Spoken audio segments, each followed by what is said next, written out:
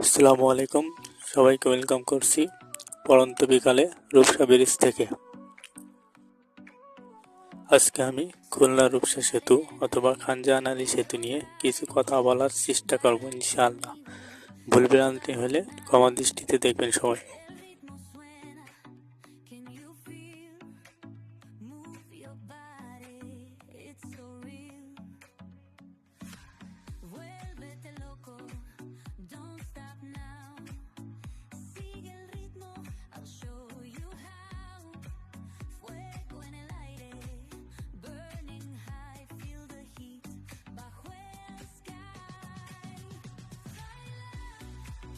খুলনা রূপসা নদীর উপরে নির্মিত খান জাহান আলী সেতু, যা রূপসা সেতু নামে পরিচিত।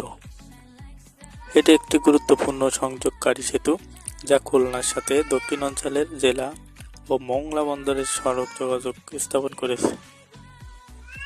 2005 সালের 21 মে উদ্বোধন হওয়া এই সেতুটি 160 কিলোমিটার দীর্ঘ এবং খুলনা শহরের প্রবেশদ্বার হিসেবে পরিচিত, যা জীবন আনন্দ দাশের কবিতার রূপসা নদীর সৌন্দর্যকে আরও বাড়িয়ে তুলেছে। রূপসা নদীর নামকরণ করা হয়েছিল রূপচাঁদ শাহর কাটাখাল থেকে, যা পরবর্তী নদীতে পরিণত হয় এবং জীবন আনন্দ দাশের কবিতায় স্থান পায়।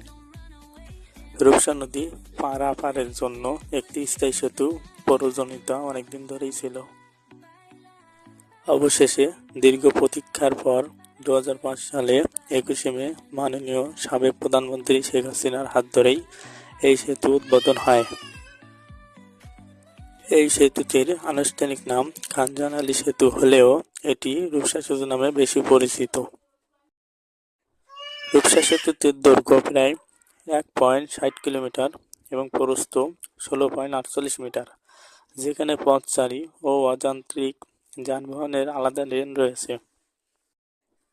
এই সেতুটি কেবল একটি অবকাঠামো নয়, এটি খুলনার অর্থনৈতিক ও সামাজিক উন্নয়নে গুরুত্বপূর্ণ ভূমিকা পালন করে থাকে।